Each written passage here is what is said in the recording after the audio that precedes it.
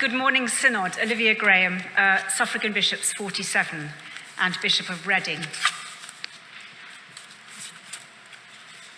I'm really delighted to be here this morning presenting the Oxford Diocesan motion on the environment and incidentally making my maiden speech. How to get 10 minutes as a maiden speech. It's really good that the Oxford motion has risen to the top of the pile and will be exposed to the oxygen of this chamber for debate today, even though it is 3 years old and so it's more of a toddler than a baby. The motion you have before you was passed by the Oxford Diocesan Synod in March 2020 after a debate which set the direction of travel and guided our actions as a diocese ever since. Progress has been good, but we know that we need to go further and faster. Synod, our debate today isn't to discuss what Oxford has done, but to encourage lightning speed and significantly raise the ambition for what we, the Church, can and must achieve. The spirit of the motion before you is about asking much, much more of ourselves, recognizing that creation care is more than a program. It's a way of living, of being, of worshipping. Let me set this motion in context. It's simply this: an existential planetary crisis faced by the human race and many other species due to human action and inaction, particularly in the past 30 years. This is on us. Now, you may be familiar with the climate stripes. I don't know if you can see them behind me. The climate stripes were created by Professor Ed Hawkins at the National Centre for Atmospheric Science at the University of Reading in 2018. This data set is for Berkshire, where I live, and each stripe represents a year. The data set begins in 1863 and goes through to 2022. The blue stripes show years in which the average temperature for the year has been below the average temperature for the whole period. The red stripes show years in which the average temperature for the year has been above the average temperature for the whole period. Now, you might like to note the year 1990, which is where Hannah's got her finger. It's where the stripes start to turn red. The last stripe is for the year 2022, a year in which the UK saw temperatures of more than 40 degrees for the first time. This stripe is not quite as dark as 2021, and that's because we were in a La Niña phase in the Pacific, which helped to hold the temperatures down. When we see a return of a neutral or warming phase of El Niño, the very darkest red stripes will return, and we know that an El Niño has just begun in the Pacific. Thank you. Professor Hawkins says this: "The message is clear. Excess heat is building up across the planet at a rate unprecedented in the history of humanity. If you think how hot 2022 was, and then realize that those 12 months will likely be one of the coolest years of the rest of our lives, we will regret not having acted sooner." The reports and warnings from the Intergovernmental Panel on Climate Change are equally stark. We must limit global warming to 1.5 degrees, and our window for action is rapidly closing. The Independent Committee on Climate Change here in the UK concurs.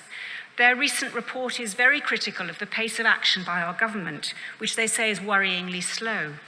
And the signs from Westminster, friends, are not at all good.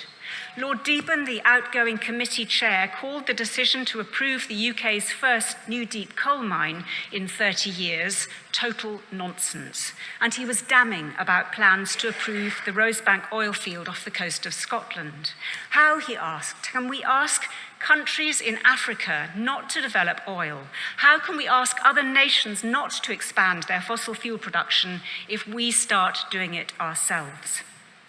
Alok Sharma, who was chair of the COP26, has said that the UK is at risk of losing its international reputation and influence on climate, that we risk falling behind without a response like the US's vast subsidies for green industries. Zach Goldsmith resigned 2 weeks ago, citing government apathy and the Prime Minister's apparent disinterest in climate change as the cause.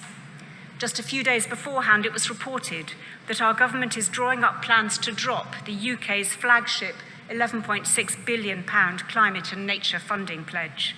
And on Sunday, it was claimed that Sir Keir Starmer hates the tree huggers. As our politicians row back to appease extreme elements on the backbenches, there are ever more solid and compelling evidences of the extreme dangers that we're in.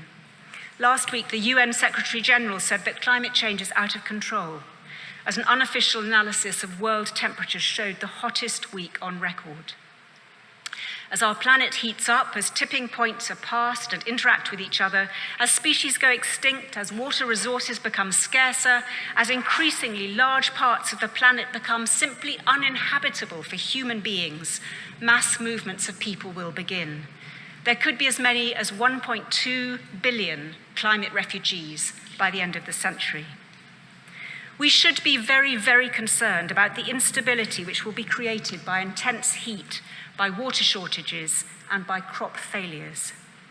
We all want to know that our grandchildren will grow up in a stable and habitable world, but this climate crisis reaches well beyond self-interest. This is self-evidently an issue which has injustice and inequality at its core, intersecting with every other part of our mission as Christian disciples, affecting first and catastrophically the world's poorest and most vulnerable people. This is a bleak picture, my friends, and I paint it not to be alarmist, but to concentrate our minds. The Bible has much to say on God's love for this world, on the responsibility God gives to human beings to care for nature, and on nature's provision for human beings. And right now, God's people have a heck of a lot of work to do. In 2020, this synod passed a motion setting a net zero target for the Church of England of 2030. It was a bold and ambitious target, and some would say foolhardy. But we have resoundingly endorsed the route map to net zero to achieve this ambitious goal. The milestones contained within it, such as changes to our faculty jurisdiction rules, are already being enacted. The recent and very welcome announcement from the Church Commissioners and the Pensions Board on divestment is the outworking of the amended Oxford motion carried by this synod in 2018. Friends, never let it be said that synod lacketh teeth. Those divestments demanded by synod just 5 years ago have had an impact far beyond our shores. We have given a clear and unambiguous message that we share the conviction of the International Energy Agency that net zero is not compatible with the continued development of fossil fuels. We have dedicated people leading on environmental work in our dioceses, in our parishes, at the NCIs. We have great partners such as the Woodland Trust and A Rocha. We have a high-functioning National Environment Working Group chaired by Bishop Graham Usher. All 42 of our dioceses are signed up to EcoChurch. We have a committed funding stream from the Church Commissioners and a new board set up to oversee our transition to net zero. We have informed and committed bishops in the House of Lords. There is much to give thanks for. But friends, we are just off the starting blocks. We must go further, and we must go faster. All of us, as individuals, churches, communities, as dioceses, the Church of England, as the whole Anglican Communion, and with people of goodwill from all denominations and faith communities. We have only the rest of this decade to take decisive action. It's a very small window. The motion before you seeks to challenge us in all areas of life, from finances to buildings and political advocacy. We need the national investing bodies to be investing at scale in renewable energy and climate solutions, doing everything we can in our dioceses and parishes to get to net zero, and asking every Christian in every church to pray for change and to lobby their MPs as we ramp up to a general election. We must not kick this can down the road for future generations to deal with. There is no greater issue facing society today than runaway climate change.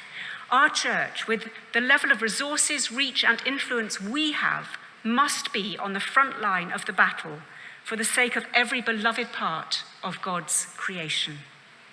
I look forward to the debate, and on behalf of the Synod of the Diocese of Oxford, I move this motion.